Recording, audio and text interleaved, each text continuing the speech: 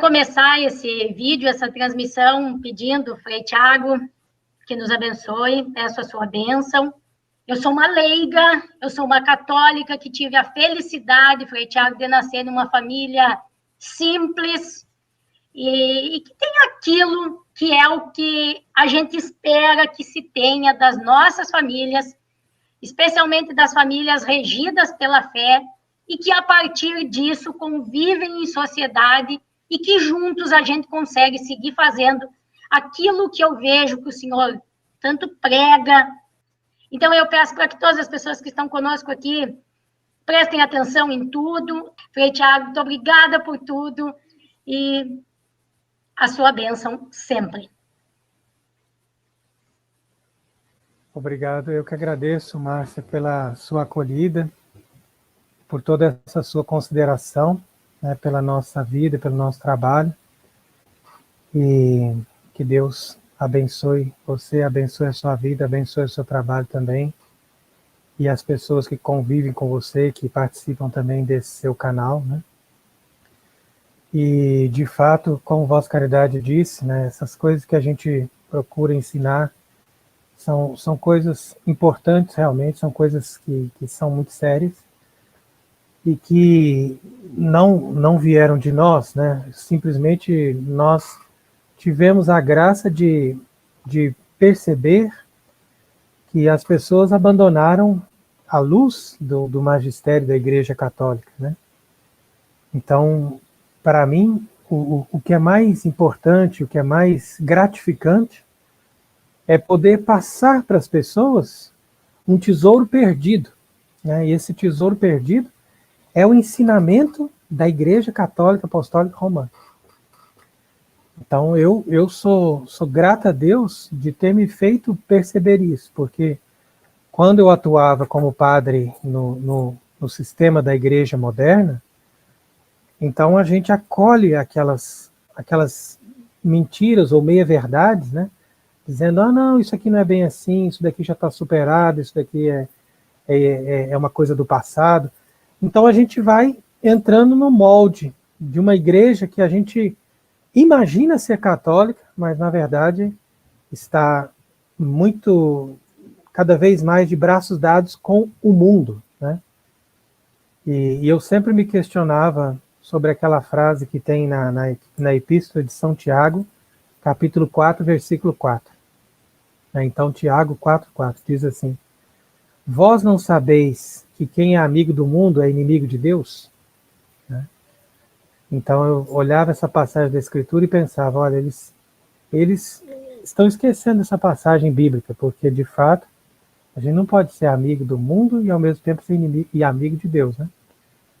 Então, esse que é o problema da igreja atual. As pessoas, a maioria das pessoas, acredito que eles têm fé e ainda estão em busca da igreja verdadeira, do Deus verdadeiro, mas, infelizmente, nos ambientes do clero e nos ambientes da hierarquia da igreja, já não existe mais a fé católica, né? Então, isso que a gente tem observado, e realmente isso é uma realidade bem sofrida mesmo. Eu sou uma daquelas pessoas que percebo, Tiago, que nos últimos anos, eu tenho 43 anos de idade, eu fui criada e nunca saí da nossa Santa Igreja. Mas eu percebo que, ao menos nos últimos 20 anos, de repente 25, nós ocultamos muito. Acho que teve muitos de nós que tivemos vergonha de dizer que éramos católicos. Eu acho que aqui, né? Eu acho que diante dele, eu acho que é a hora, inclusive, da gente confessar isso. E eu estou falando em nome daqueles que eu convivo. Aquilo que o senhor vai trazer para nós aqui agora, porque é o que eu vou solicitar para o senhor, fez com que, ao longo dos últimos tempos, nós, os católicos, tivéssemos esta vergonha, né? Quando foi infiltrada a nossa Santa Igreja e que nós somos apontados, eu já vi muito nós sermos apontados, né? Que os católicos, que nós somos o problema do mundo, que a nossa missa é retrógrada, né? Eu até tenho aqui um dos seus vídeos, onde o senhor traz da onde que vem essa história do retrógrado, né, que fizeram nós, os católicos, nos sentirmos mal diante da sociedade em diversos momentos. Então, agora, eu acho que está muito claro, né, Frei Tiago, para todos nós, que o alvo somos nós. Nessa destruição toda, que agora ela culminou, e que Monsenhor Viganò, né, foi quem trouxe para nós, e o Senhor é quem traduz para nós, a partir de 2019, a palavra de Monsenhor Viganò, ele mostra isso, né, Frei Tiago, que fizeram essa destruição, na minha concepção aqui, ela tem dois grandes pilares. É o pilar econômico, o pilar que é esse que o senhor falou, né, da coisa mundana, mas é materializado no mundo econômico e nos valores, que aí é materializado na fé, e aí é materializado na Santa Igreja Católica, que é aquilo que o senhor traz muito, e eu quero lhe pedir agora, Frei Tiago, para o senhor começar trazendo para nós o início disso tudo. O senhor tem um termo que hoje eu vou pronunciar aqui pela primeira vez, eu segurei esse termo para trazer para as pessoas com quem eu converso sempre, a partir do momento que eu verdadeiramente conversasse com o senhor, porque eu quero que o senhor explique. Eu chamo sempre, Frei Tiago, de globalismo mesmo. Então, essa é a forma que eu me comunico, mas o senhor traz o termo que é aquele que é desse lado que eles querem destruir, que é o mundialismo.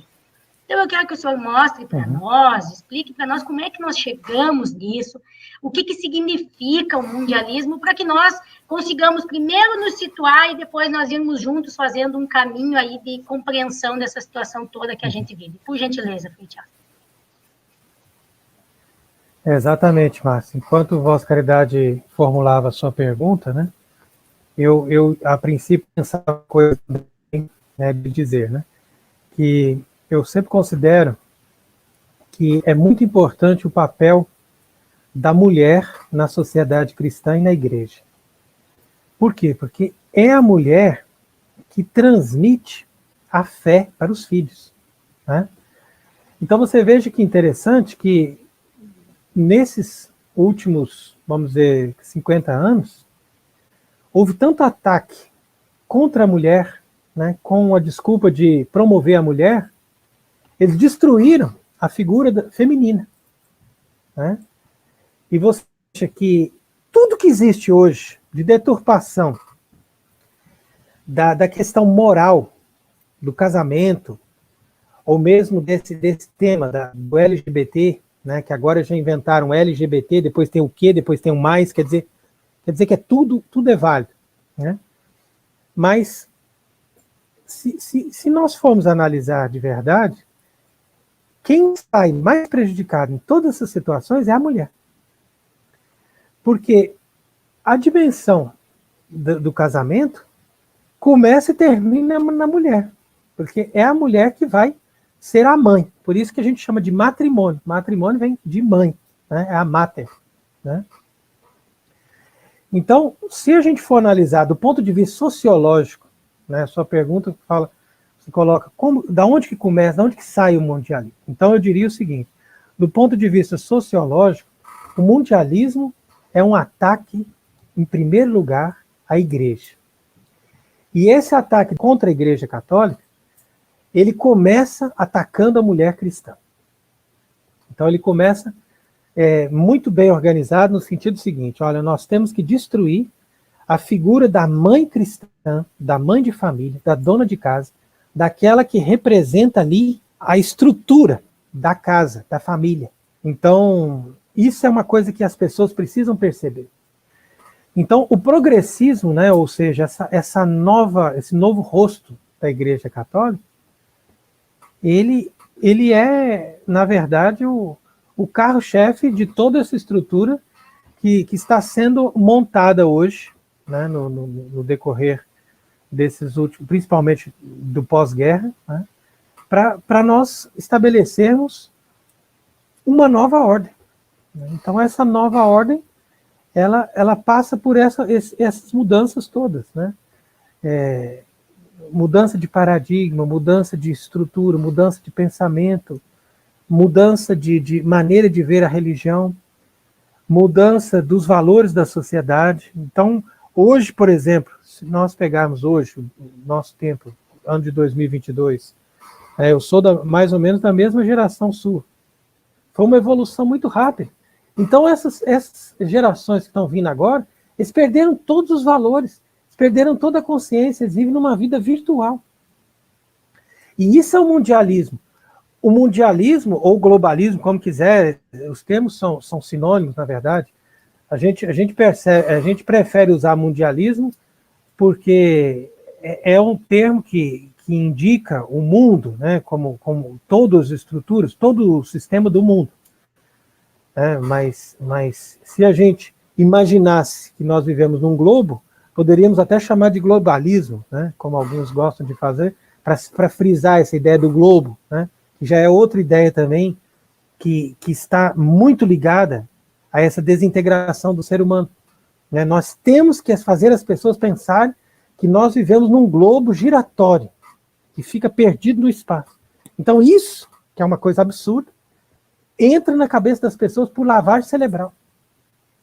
E assim como muitas outras ideias que entram na cabeça das pessoas por lavagem cerebral. Então isso foi sendo um sistema, foi sendo montado dessa forma ostensiva, e hoje nós chegamos na plenitude disso. Ninguém poderia imaginar que nós chegaríamos no ano de 2022 com essa realidade que nós temos hoje. Só que como a gente vai vendo isso aos poucos, a gente não se assusta. Mas se nós soubéssemos o que seria o mundo de 50 anos para frente, quando a gente nasceu, nós ficaríamos muito assustados, né?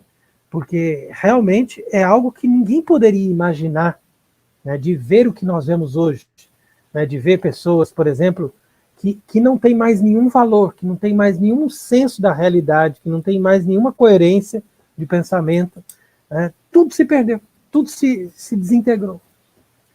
Então, eu acho que é interessante a gente comentar sobre isso, porque na medida em que a gente promove esse debate, eu acho que as pessoas se sentem, mesmo que elas estejam também perdidas, mas elas se sentem, de certa forma, convidadas a repensar aquilo que elas estão aprendendo, entendeu? Perfeito.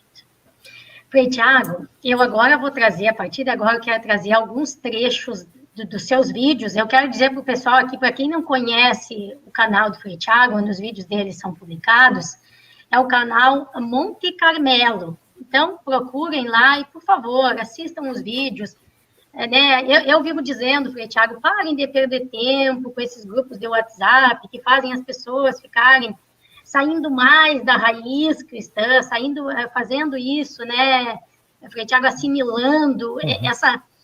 Eu sou professora, né, Frei Tiago, então, assim, eu tenho a compreensão, Frei Tiago, que esse sistema todo, ele é tão sacana, ele é tão miserável, que ele sabe a forma certa de trazer, né? Sabe aquela coisa da tentação? Sabe aquilo que é clássico para nós católicos?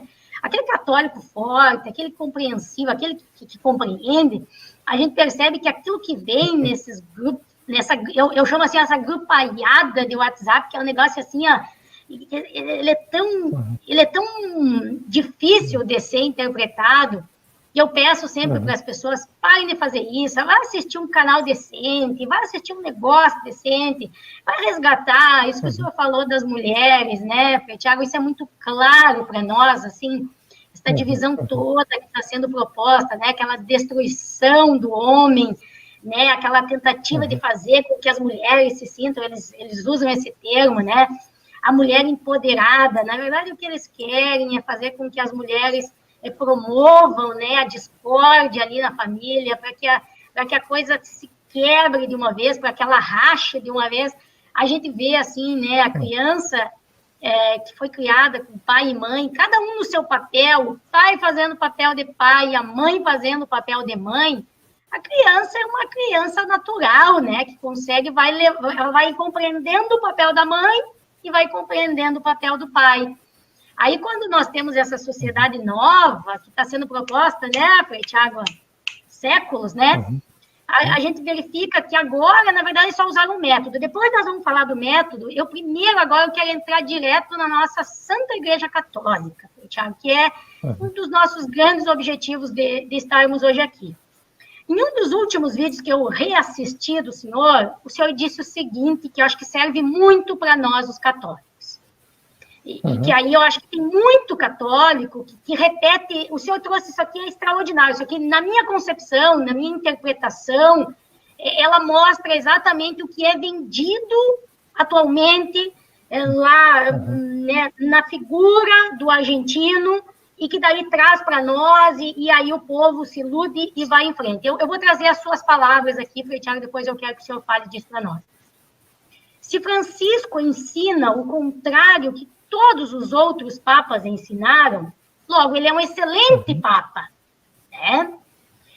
Se Francisco é amigo dos inimigos de Cristo, então ele é um amigo de Cristo.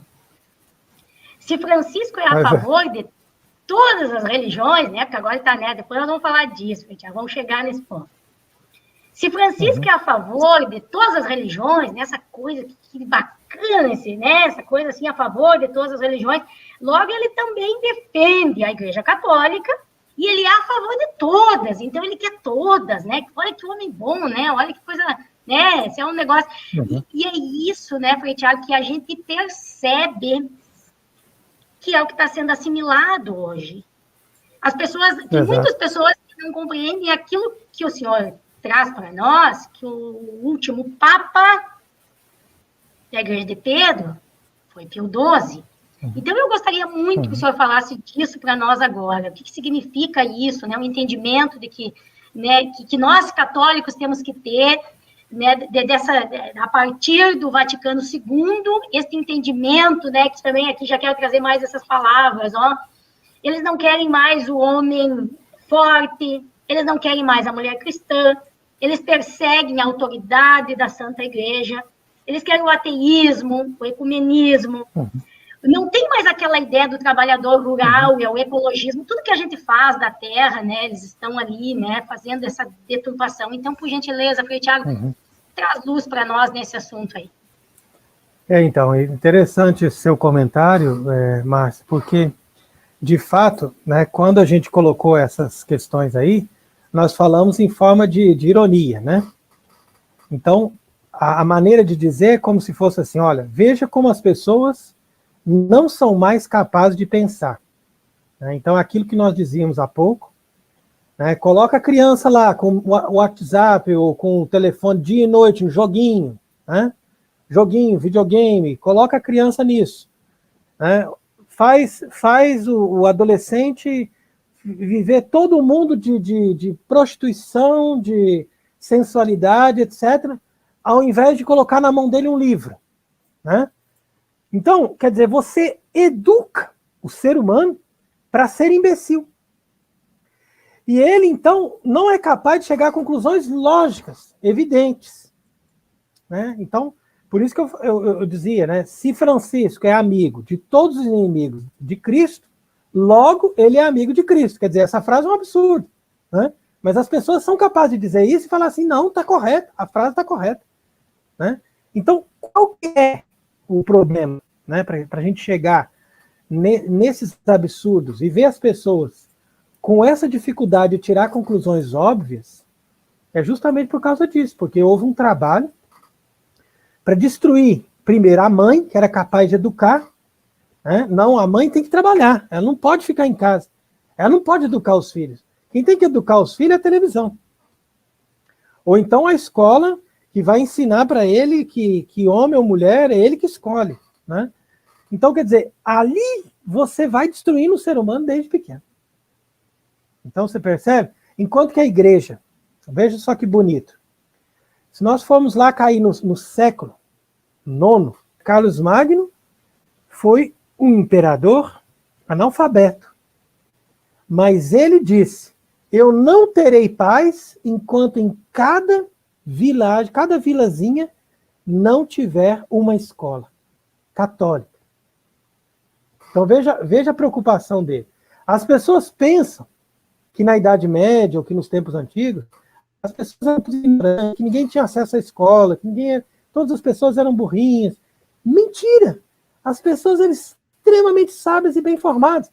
A diferença é que cada pessoa recebia uma formação específica.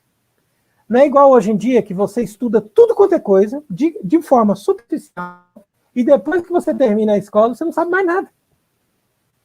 Não, as pessoas falam, ó, você quer se dedicar a isso, então você vai estudar a base primeiro, depois você vai estudar só isso. E você vai ser especialista nisso.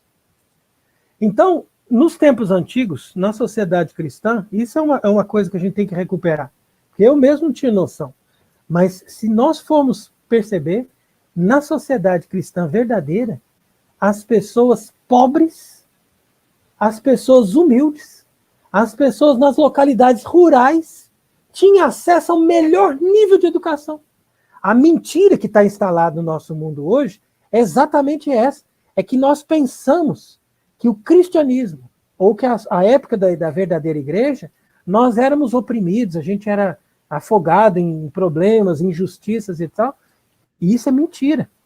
Né? Se houve, claro, pecados ou dificuldades humanas, isso se deve ao fato de que todos estão contaminados com o pecado original e sempre nós vamos ter problemas. Mas nós não podemos deixar de considerar que o método, o modelo de sociedade, era um modelo perfeito. Era um modelo que estava organizado em vista dos princípios do cristianismo. E isso é perfeito.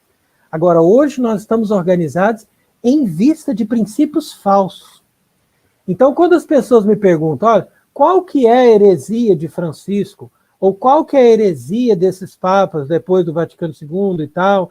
Porque, afinal de contas, eles são simpáticos, eles fazem coisas boas, eles são caridosos. Eu falo assim, mas não é questão de coisas subjetivas. Não estou querendo discutir se ele é gentil, se ele é simpático, se ele abraça a criancinha. Isso aí é uma coisa subjetiva. Eu quero saber se ele está baseado em princípios cristãos verdadeiros. É muito pior do que uma questão de heresia. Heresia é assim, você prega uma doutrina e aí você desvia aquele pedacinho daquela doutrina e você começa a falar uma heresia. Mas a base é cristã. Então, um herege, ele ainda é cristão. Agora, essas pessoas nem sequer são mais cristãos. Porque eles perderam a própria noção do cristianismo. É isso que a gente ensina. Qualquer protestante que tem uma Bíblia debaixo do braço, ele está cansado de saber que ele não pode sentar com um budista e dizer que o Deus dele está como o nosso, que não tem problema nenhum. Entendeu? Mas Francisco faz isso e nós dizemos que ele é papa. Percebe? Então, quer dizer, nem cristão ele não é. Ele não tem nem noção do que a Bíblia está dizendo. Eu desafio uma pessoa que venha e mostre para mim o dia que Francisco pregou um evangelho. E disse, ó, Jesus ensinou isso, e é assim que é para fazer, e nós temos que nos converter. Nunca ele vai dizer. Ele sempre vai dizer, se você tem a sua religião, fique nela. Se você é pagão, melhor ainda. Se você é ateu, venha ficar conosco, porque nós somos todos irmãos, e o que importa é uma fraternidade universal. Ora, da onde que a gente podia imaginar, em algum tempo da história, que um papa ia pregar essas coisas? Isso é a pregação do anticristo. Isso é exatamente tudo que o anticristo vai dizer. Só que está sendo dito na instituição da Igreja Católica. Por quê?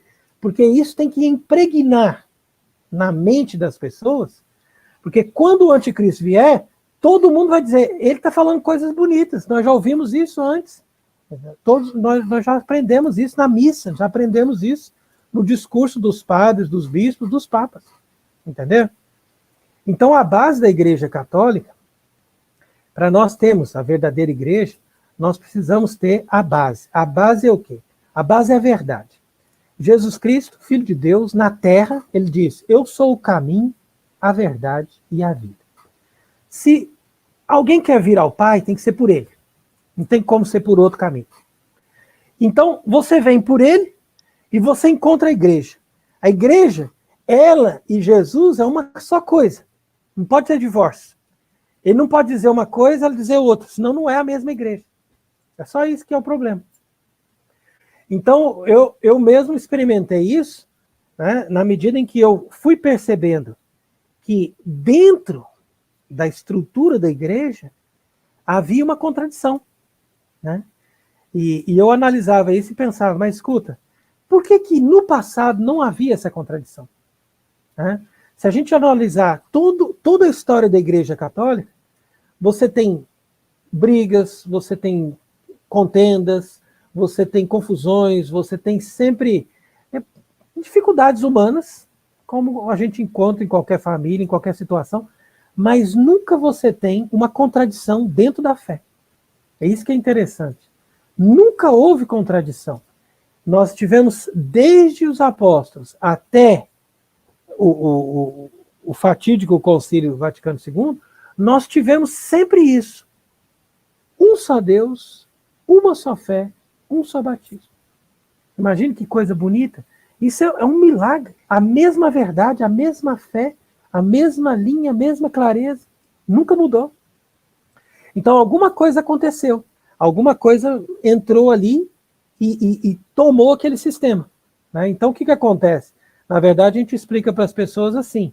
A gente mostra que, infelizmente, o mundo está tomado, né? Todos os lugares, todos os governos estão tomados pelos inimigos de Deus. E esses inimigos de Deus, eles mantêm os impostores em Roma, porque se eles tiverem um verdadeiro Papa em Roma, a primeira coisa que o Papa vai fazer é excomungar todos eles. Né? Então, eles não podem aceitar isso. Eles não podem viver nessa luta. Analisa a história do século XIX. Os papas excomungavam esses falsos líderes políticos e eles, então, viviam em constante tensão. Eles tinham medo de perder o poder, por isso eles procuravam oprimir o papado. Então, essa tensão foi durando, ela foi se prolongando durante todo o período do século XIX e até chegar à Primeira Guerra Mundial. Agora, quando chegou na época da Primeira Guerra Mundial, o que aconteceu? O Papa São Pio X, ele disse assim, eu não quero essa guerra. Eu vou escrever uma carta, uma encíclica, dizendo que eu vou excomungar qualquer católico que participe dessa guerra. Quando ele disse isso, imagina, no fim de uma tarde, no dia seguinte ele amanheceu morto. Veja que coincidência interessante. Né? Ele disse isso, ó, eu vou excomungar todos que participarem dessa guerra que eles estão querendo fazer.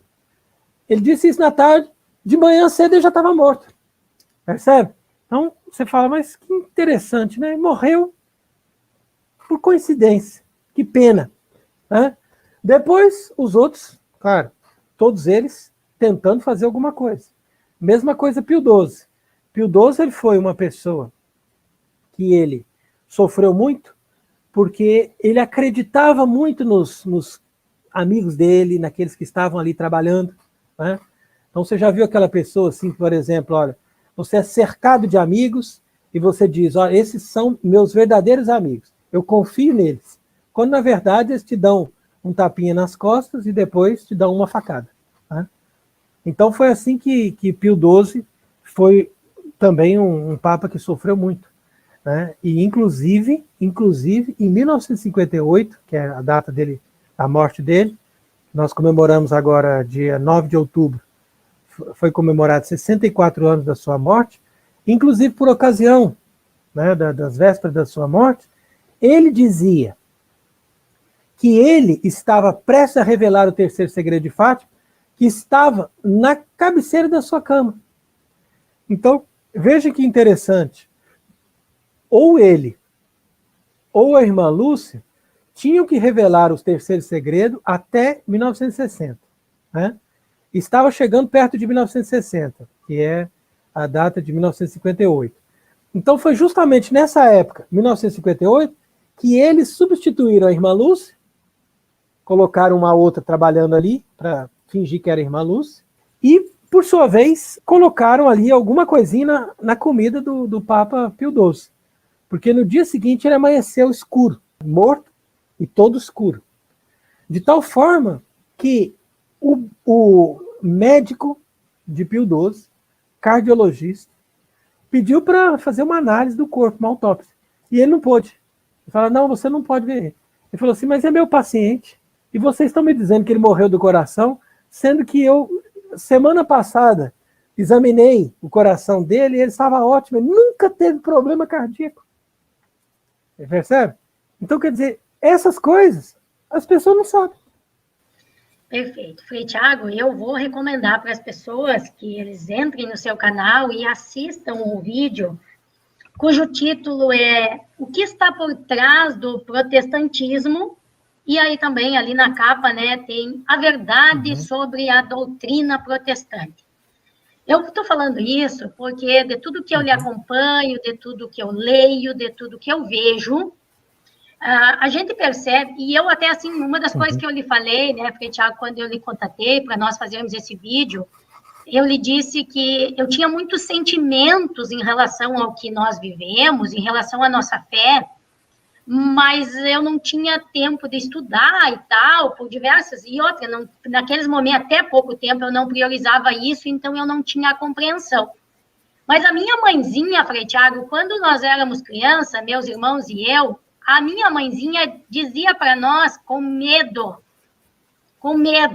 Quando começou a entrar em cidade que eu nasci, hoje eu vivo em Caxias do Sul, mas eu nasci numa cidade pequena, aqui na região das Missões, e a mãe era muito preocupada com a entrada das igrejas evangélicas no nosso município. Eu me lembro que foi, assim, a nossa cidade extremamente pequena, então, a minha família e a família tanto da minha mãe quanto do meu pai, que é com quem eu convivia a minha vida inteira, a gente não era de conviver com muitas famílias, porque era todo mundo muito isolado. Eu, graças a Deus, vivi no interior, conheci televisão só com 17 anos, então acho que muda um pouco a ideia também da pessoa, né? E a minha mãe, ela tinha muito medo do nosso contato com as igrejas. E eu sei, Frei Tiago, que esse é um assunto que, quando a gente entra nele, a gente sai, assim, sendo acusado de tudo, né? A gente é acusado de tudo. Então, um dos detalhes que eu peguei do que o senhor traz é que justamente essa religião única que eles estão agora querendo, né? E que, pelo que a gente compreende do que o senhor traz para nós, e do Monsenhor Granot traz para nós, ela já foi instalada, ela já está assinada. Ela começou lá atrás, né? Esse noachismo, que é o que o senhor traz para nós, ela começa justamente com essa retirada dessa parcela dos irmãos, né, da Santa Igreja, e aí eles, na minha concepção, tá, essa é a minha interpretação, eles não conseguem perceber que eles são usados para atingir, para que o sistema atinja esse objetivo. Eu vou justificar isso que eu estou falando, Frei Tiago, porque ontem, do nada, eu assisti um trecho de um vídeo, e que agora nós estamos, o senhor sabe, né? O senhor tem falado muito, também agradeço por isso, o senhor tem falado muito sobre a eleição no Brasil, e ontem caiu nas minhas redes um recorte de um vídeo, onde o povo do lado que apoia a destruição, pelo menos na minha concepção, eles recortaram, Frei Tiago, um trecho de um evento que aconteceu quarta ou quinta-feira no estado de Goiás, onde a presidente do partido PSDB, né, que é do vice-presidente, do candidato a vice-presidente daquela chapa, durante a fala dessa presidente do partido, uma fiel evangélica, ela é evangélica, tá? A mulher é Ava, deixa eu achar o nome dela aqui, é Ava Santiago, então os evangélicos provavelmente conhecem ela. Ava Santiago, ela é presidente do PSDB do estado de Goiás, e aí ela ficou falando lá do indivíduo, aquele que é candidato a presidente, e uma fiel evangélica se levantou e pediu para ela, vocês vão apoiar o rompimento da vida da criança no ventre materno, vocês vão apoiar, é essa linha mesmo que vocês querem, essa mulher evangélica fala isso. E olha o que eu peguei, Frei Tiago, do que esta pessoa falou. Ela disse o seguinte, depois se as pessoas quiserem, eu posso deixar o link desse vídeo para as pessoas verem aqui. Ela disse, não, quem é que disse que o fulano não gosta de evangélicos? Quem é que disse que ele não gosta de cristãos? Foi justamente nos governos do PT, presta atenção, nos governos do PT no Brasil, que o Silas Malafaia se tornou multimilionário. Ou milionário, não sei mais se é milionário, não sei o que ele é, enfim, tem muito dinheiro. Aí ela disse, seguiu dizendo, foi durante os governos do PT que os principais líderes evangélicos midiáticos montaram verdadeiros impérios. Os evangélicos, presta atenção, foi a última frase que eu peguei, daí eu desliguei, não quis mais ouvir aquilo, falei, Tiago, para mim bastou. Os evangélicos nos governos do PT passaram de 8% para em torno de 30% no Brasil. Então, Tiago, eu quero muito que o senhor fale disso para nós. Eu espero que as pessoas tenham compreendido o significado disso que eu trouxe aqui e daquilo que eu quero que o senhor traga para nós, desta situação que começou lá atrás e que agora parece que está sendo efetivada, né? Exato. Não, a sua análise realmente está muito boa, Márcia. Vossa Caridade está percebendo bem essa hipocrisia, né? Essa hipocrisia toda. E de fato, todas as revoluções são conjugadas, né? Então, por exemplo, a Revolução Protestante, ela desengata na Revolução Francesa, a Revolução Francesa desengata na Revolução Comunista, a Revolução Comunista, por sua vez, desengata nas guerras mundiais que reorganizam o panorama geopolítico para a instalação da nova ordem. Então, essa nova ordem, ela tem por base o império dos judeus. Quando eu falo de judeus, não falo de qualquer judeu, mas eu falo dos judeus cabalistas, que são o topo da pirâmide, né, dessa elite que controla o mundo. Eles se colocam no poder na medida em que eles organizam uma religião universal. Por quê?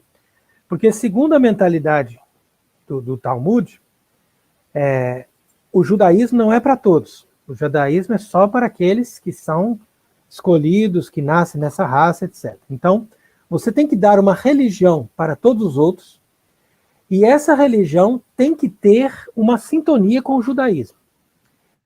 E então foi assim que eles inventaram essa ideia do noachismo. Então o noachismo seria o resgate da religião original que tinha no tempo de Noé. Né? Porque Noé, né, noachismo. E lá no tempo de Noé, segundo eles, havia uma aliança primitiva. E nessa aliança primitiva eles tinham que simplesmente acreditar em Deus e ter uma moral básica, vamos supor, fazer o bem ao próximo, uma coisa básica, né, e acreditar em Deus. Então, todas as religiões, elas vão se adaptar nesse noachismo. Entretanto, o cristianismo, o catolicismo, ele tinha uma unidade, e ele jamais iria se desintegrar numa religião subalterna, como eles esperavam. Então, eles precisaram criar não simplesmente uma religião, porque o protestantismo não é uma religião, mas um sistema religioso que quebrasse a unidade católica. Então, na verdade, o protestantismo ele não é uma religião ou uma maneira de apresentar o cristianismo. Mas o protestantismo é inventado pelos judeus e ele se caracteriza simplesmente por 3 coisas. Então, alguém poderia dizer, não, a diferença dos protestantes ou dos evangélicos para os católicos é que eles não usam imagens, ou que eles não têm missas, ou que eles não acreditam, por exemplo, na intercessão dos santos. Nada disso. Isso aí tudo secundário. Existem igrejas protestantes que acreditam em tudo isso, que têm imagens, que têm missas. Então, não é isso que caracteriza o protestantismo. Mas o que caracteriza o protestantismo são necessariamente 3 coisas. Primeiro, ao invés de ter os sacramentos que comunicam a graça, nós vamos ter acesso direto a Deus. Então não é um sacramento que me traz uma intermediação da graça. Não, eu tenho acesso a Deus. Então, primeira característica. Segundo, ao invés de eu receber uma doutrina da instituição, da igreja, né, como aconteceu desde o tempo dos apóstolos, que o próprio Jesus falou, quem vos ouve, a mim ouve, isso é Lucas 10,16, ele nunca disse, quem lê a Bíblia me escuta, não, ele disse, quem vos ouve, a mim ouve. Falou isso para a hierarquia da igreja. Então, ao invés de eu escutar a hierarquia da igreja, eu leio a Bíblia e interpreto. Olha o perigo. E terceira coisa, ao invés de nós termos na Terra alguém que nos dá a verdade sempre, e que é vigário de Cristo, ou seja, que é representante de Cristo, para ser a fonte de toda a autoridade, então nós colocamos a autoridade em cada ser humano, em cada batizado. Então, o protestantismo, ele se caracteriza por isso. Ele destrói a autoridade do Papa, que é a fonte de toda autoridade na sociedade, na igreja. Depois, ele destrói os sacramentos e coloca tudo num relacionamento direto com Deus, como se fosse uma religião espiritualista e gnóstica. E ele tira completamente a possibilidade da igreja nos dar a verdade e o magistério e vai propor uma interpretação pessoal de cada indivíduo da palavra de Deus. Você percebe o que dá isso? Quer dizer, isso é uma coisa que é impensado. Qualquer um que raciocinasse isso diria, olha, isso daí não pode ser a religião divina, porque isso é uma coisa que nunca vai dar em nada. Então, eu sempre explico para as pessoas que se nós acreditamos em 99% das coisas que a Igreja Católica sempre ensinou, se nós acreditamos em 99% dos dogmas, e se há um dogma ou alguma verdade de fé que você não acredita, então você já é protestante. Por quê? Porque o catolicismo é tudo. Ou você tem tudo, ou você não tem nada. Ou você está fora. Ou você automaticamente já entrou na lógica protestante. Então, só é possível ser católico se nós acreditamos em tudo e tudo completo o que a igreja sempre ensinou. E se nós temos a consciência de que o Papa é o vigário de Cristo e é aquele que tem uma assistência de Deus para ensinar sempre a verdade. Se você tem isso, você é católico. Se você não tem isso, você já se tornou protestante. Entendeu? Então é isso que é importante. Por isso que a gente chega à conclusão que Francisco não é Papa. Não é uma questão assim, eu tenho opinião, eu estou defendendo uma opinião, um dia ele vai ser julgado e nós vamos chegar à conclusão. Não, eu não tenho dúvida. Eu tenho certeza absoluta que ele não é, nunca foi, nunca vai ser. E a Igreja Católica, basta que ela tenha liberdade de se organizar de novo, que é a primeira coisa que ela faz, não reconhecemos ele como Papa. Por quê? Porque para ele ser Papa, e para ele desempenhar a função de cabeça da igreja, ele tem que estar na igreja, ou seja, ele tem que ter a fé católica. Isso é condição, senão é impossível. Não é uma coisa tão evidente. Só que a gente não se dá conta, porque é tão forte o poder, é tão forte a estrutura, que a gente fica ali achando que aquilo é verdade. Mas veja que interessante. Então, por isso que eu costumo sempre dizer para as pessoas que a gente deve ter muita devoção a essa passagem do Evangelho, que é Mateus 16, 18. Essa passagem é fundamental. Ela é a base de todo o entendimento sobre a igreja. E você pode perceber que um pastor protestante nunca lê essa passagem na igreja dele. Nunca lê. Eles pulam, eles falam, vamos para o Mateus 15, depois vamos para frente, vamos para outro trecho. Mas ele nunca vai ler porque ele sabe que aquilo ali não tem como explicar diferente. Jesus disse a Pedro, tu és Pedro, e sobre esta pedra eu edificarei a minha igreja. Então quer dizer que ele edificou a igreja sobre o papado. Então não tem como escapar. Sem o papado você não tem a igreja católica.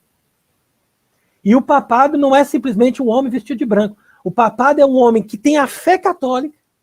Ele pode vestir de preto, de marrom, de azul, não importa. Mas aquele homem, ele tem a fé católica e ele é o sucessor de Pedro. Por que ele é o sucessor de Pedro? Porque ele entrou no pontificado e ele acolheu a fé e, através disso, ele tem assistência divina para nos ensinar sempre a verdade. Isso é o papado. Agora, se ele bebe, se ele fuma, se ele tem filhos, pouco importa. Isso é o problema pessoal dele. Mas que ele tenha fé e ensina a verdade, isso é sempre. Porque ele é papa. Entendeu? Agora, se ele veste de branco, todos os reconhecimentos de todas as autoridades do mundo, mas não tem a fé católica, então ele não é papa, nunca foi e nunca vai ser. Perfeito. Depois eu vou comentar um questionamento que teve aqui, Tiago, que às vezes tem umas coisas que a gente precisa explicar, mas eu não vou perder a nossa sequência e depois eu volto aqui. Agora, Tiago, já se encaminhando para o final aqui, eu quero pedir para que o senhor faça agora todo o apanhado do método que nós estamos envolvidos neste momento, né, da metodologia que foi usada neste momento, para que fizessem conosco isso que está sendo feito e que me parece, Frei Tiago, do que eu verifico, que nós aqui no Brasil, parece que é um pouco mais intenso. O método aqui no Brasil, ele é um pouco mais forte, porque o que eu percebo dos brasileiros é que os brasileiros entraram numa, assim, de realmente, assim, sabe aquela coisa da assimilação? Tem um católico do Rio de Janeiro, que ele é, inclusive, deputado, ele diz assim, o grande problema nosso no Brasil é que nós, ele generaliza, logicamente, né? É que nós nos desligamos das nossas raízes cristãs. E a gente percebe, Frei Tiago, assim, uma parcela imensa da população brasileira que só se agarra nisso, sabe? Só se agarra naquilo que o sistema propôs para elas. Elas não conseguem sair daquilo, parece que elas querem aquilo, é uma atração por aquilo, assim, é um negócio que é dificílimo, a gente traz uma outra coisa, a gente sugere um outro negócio, a gente propõe, não, elas vão para aquele caminho, sabe? Elas vão para aquele caminho, é uma parcela imensa do povo brasileiro. É por isso que nós estamos num redemoinho, né, Frei Tiago, que a gente que enxerga, nós não somos melhor do que ninguém, a gente não é melhor do que ninguém, mas a gente que enxerga, a gente percebe, parem só um pouquinho, vejam o que vocês estão fazendo, vejam o que vocês estão falando, se vocês prestarem atenção, só um pouquinho, vocês vão enxergar, não é possível que vocês não vão enxergar. Então, eu quero lhe pedir, Frei Tiago, também é de um vídeo seu, se eu não me engano, é quando o senhor fala logo após o falecimento daquela cidadã da Inglaterra, eu só não me lembro agora o título do vídeo, mas eu posso trazer na sequência e posso deixar aqui também na descrição do vídeo. Lá o senhor faz uma análise da obra, do livro, né? Conjuração Anticristã. O senhor traz diversos trechos do livro, e aí lá um dos trechos, lá do capítulo 64, tem o seguinte texto. Eu vi com horror que havia também, entre os padres católicos, dos lábios desses eclesiásticos, saíam as solenes palavras maçônicas. Luz, ciência, justiça e amor. Quando eu lhe ouvi, Frei Tiago, caiu, assim, para mim, um método utilizado disso que a gente vive agora, né, de 2019 para cá, que é essa coisa, né, a substituição de Deus pela ciência, é claríssimo, né, a destruição do marco jurídico de legislação que se tinha nos países, a história de falar em amor, eles falam em amor o tempo todo, meu Deus, é um amor, e a gente enxerga, eles pregam o amor e entregam a destruição, né? Eles falam de luz, mas eles entregam uma escuridão para todos nós. Então, eu gostaria muito que o senhor, como nosso, pudesse aqui mostrar esse caminho aí, e até para que esse povo que ainda segue rodopiando, coloque os pezinhos no chão e volte. Exatamente, Márcia. Mas a sua análise realmente é muito, muito bem feita, muito, muito lúcida, né?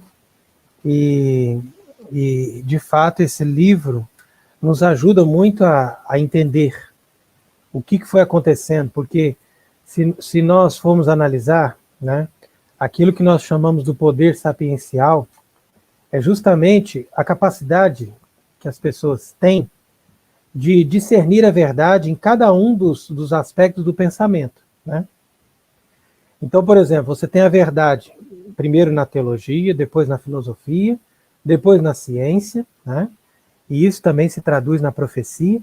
Então, quer dizer que essas pessoas que nos iluminavam com a verdade, ou seja, com os parâmetros verdadeiros, puros, corretos, essas pessoas faziam esse chamado poder sapiencial. E isso dava para a sociedade uma proteção. Porque as pessoas eram capazes de pensar E essas elites, olha o nome, que eles não gostam, né? Os inimigos aí de Deus, eles detestam esse nome porque eles querem a igualdade sempre, né? Mas essas elites de pensamento, querendo ou não, pessoas, uns são melhores e mais inteligentes do que os outros, e essas elites de pensamento são os piores inimigos para esses que querem governar-nos na base da tirania. Não é verdade? Então, o primeiro projeto de todos esses governos tirânicos é destruir as elites. E foi isso que eles fizeram na Primeira Guerra Mundial. A Primeira Guerra Mundial é um genocídio assim, gigantesco. Ninguém pode calcular o que foi a Primeira Guerra Mundial. E depois do que aconteceu no comunismo, ninguém pode calcular aquilo. As pessoas não se dão conta do que aconteceu de 150 anos para trás.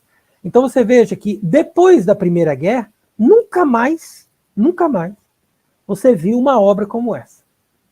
Tudo foi sendo dizimado. E todos os livros bons foram acabando. E eles foram fazendo, não só no Brasil, mas em todos os lugares do mundo. Mas, infelizmente, o Brasil hoje acaba sendo um lugar por excelência que tem todos esses problemas. Por quê? Porque como o Brasil tem ainda muitas pessoas, e o Brasil representa, de certa forma, uma ameaça para o mundialismo, então eles investem com mais força para destruir a sociedade brasileira. E principalmente a juventude. E o que eles dão para a juventude? Drogas, sensualidade e diversão. E através de drogas, sensualidade e diversão, as pessoas não conseguem pensar. E o que mais eles desejam é uma juventude imbecil. Uma juventude imbecil, facilmente controlada, né, que eles vão ali através do pão e circo, né? Já ouviu falar daquela política do pão e circo? Então você dá benefícios e dá diversão para as pessoas. Aí ninguém reclama, todo mundo acha bom. E na hora de votar, ele vota. Por quê? Porque ele tem pão e tem circo. Né? Mas ele não pensa nos princípios que estão ali, né? Se ali está realmente uma base para ele viver, para ele ter uma plenitude da sua vida. Então, quer dizer, por isso que nós chegamos nessa decadência toda.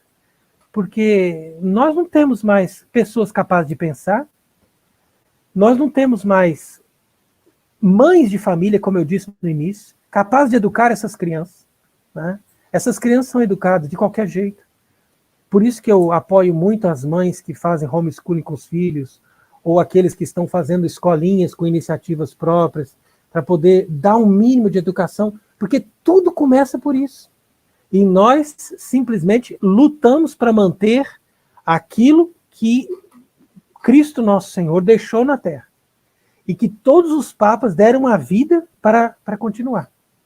Então, se todos os santos, todos os papas, todas as pessoas que amaram a Deus e amaram a igreja, deram a vida por essa igreja, por essa verdade, por que agora nós vamos abandonar tudo em nome de um sonho, de uma utopia, de viver um mundo novo, todos reconciliados, todos amigos? Isso é uma quimera. Né? Se Cristo, que é Deus, ele não foi amigo de todos, nós agora vamos ser amigos de todos como? Como que nós vamos conseguir essa reconciliação que ele não conseguiu? Ele foi colocado na cruz justamente por ódio. Então não existe isso. No mundo sempre vai ter o ódio, a divisão. Né? Agora, pelo menos eu fico do lado certo, que a divisão já existe. Então eu fico do lado da verdade, do Evangelho e da Santa Igreja Católica. É bem isso mesmo.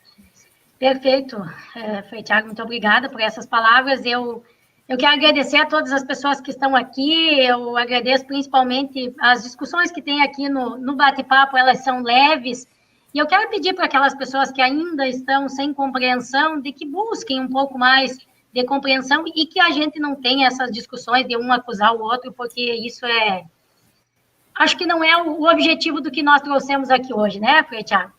Frei Tiago, muito obrigado, quero lhe agradecer, mas eu não quero que termine essa nossa transmissão sem que o senhor faça aqui uma oração.